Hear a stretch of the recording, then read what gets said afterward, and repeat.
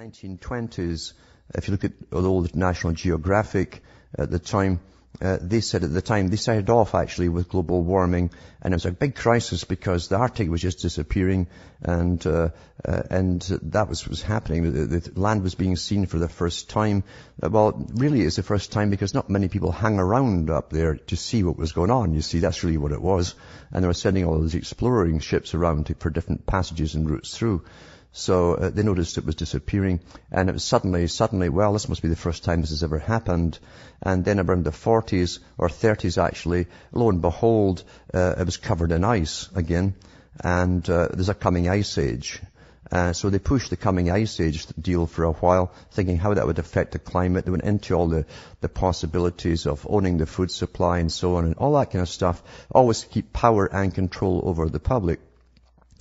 And they wrote books about the coming ice age. And I've read the articles from mainstream newspaper of their day on the air.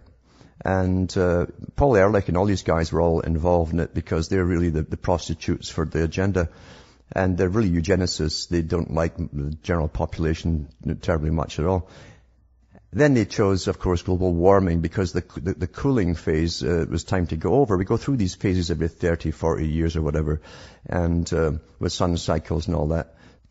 So now it's in the House of Lords or Senates, etc. have all got shares and chairs on the boards of the big companies. They're already making a fortune out of carbon credits and advising other companies on investing in carbon.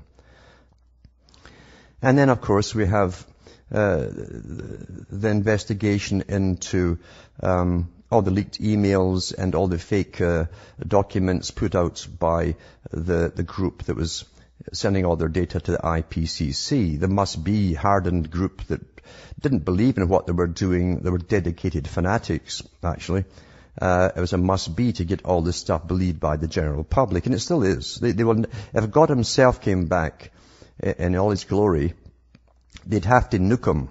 They'd send up missiles to nuke him. Nothing's going to stand in the ways of this agenda. It's to control the entire planet and everybody on it, folks.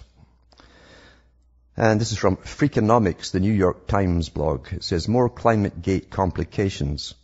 The Climategate plot thickens. Now, Lord Oxburgh, again, a member of the House of Lords, that's at the British Senate, only he's a hereditary peer, who was appointed to chair a scientific assessment panel that will examine they actually have done it already, examined the published science of the Climatic Research Unit at the University of East Anglia. One of them is at the centre, but they found the other ones in the States and the ones in Australia were all in on the scams. They were lying through their teeth as well. Anyway, they concentrated on this one.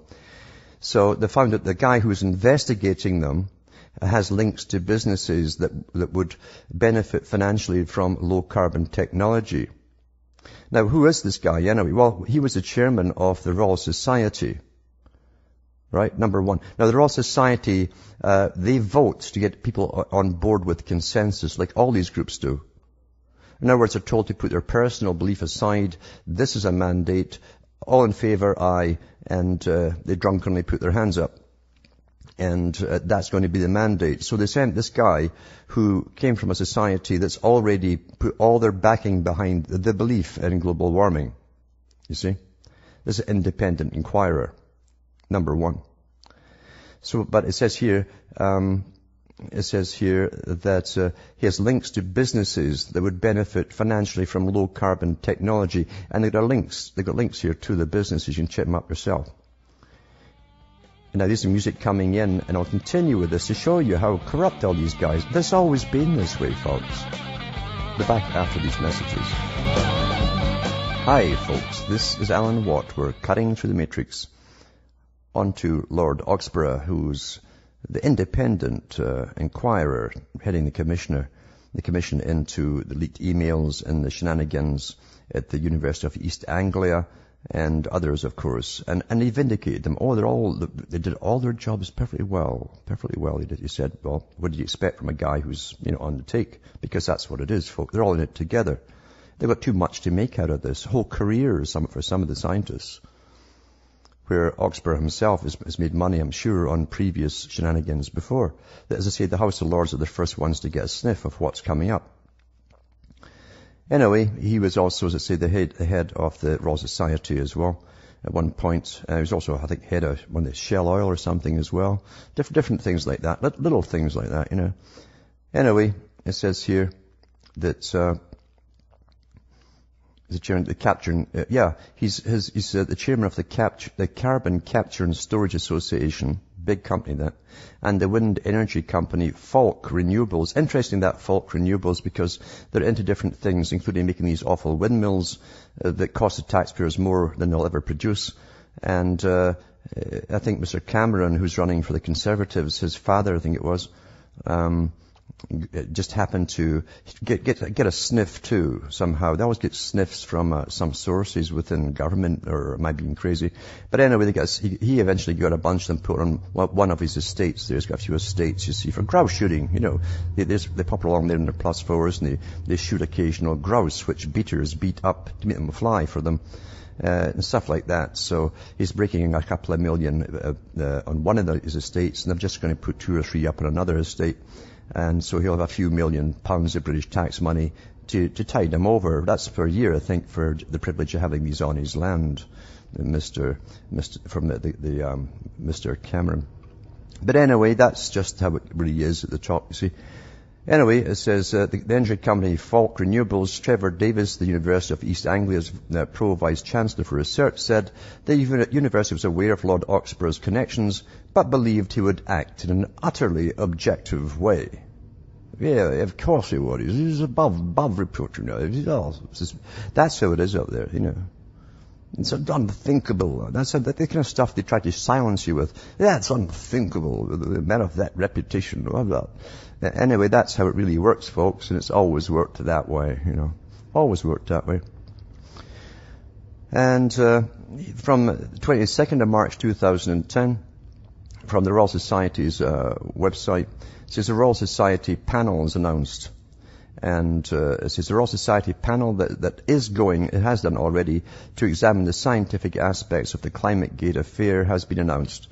This is the press release from the UEA via a reader. Doesn't appear in the EU website at the moment. Lord Oxborough, FRS, a former chair of the Lord Select Committee on Science and Technology, is to chair an independent scientific assessment panel to examine important elements of the published science of the Climatic Research Unit at the University of East Anglia.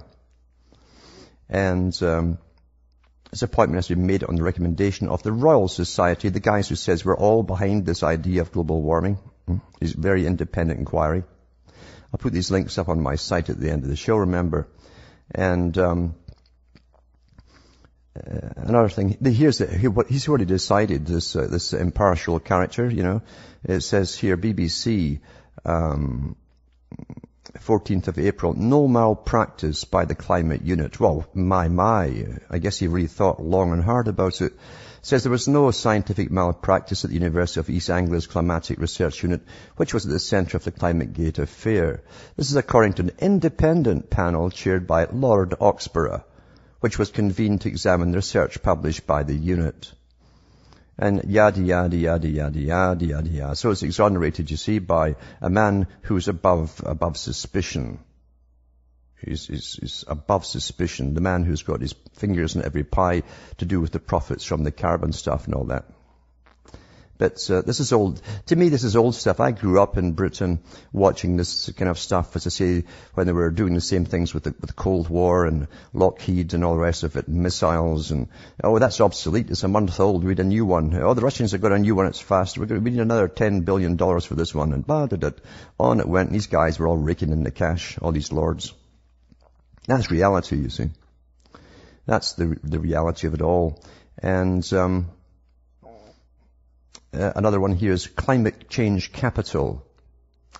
Climate Change Capital is a leading investment banking group specializing in the commercial opportunities created by the low-carbon economy. This is their own website. It advises and invests in companies who recognize that combating global warming is both a necessity and an economic opportunity. And it goes on about investing and advising people across the planet, you know. The CCC, they also call themselves.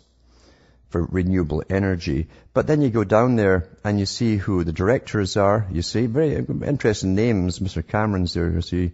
Anyway, it's got advisory board as well. And you pop down through there, and who's on it?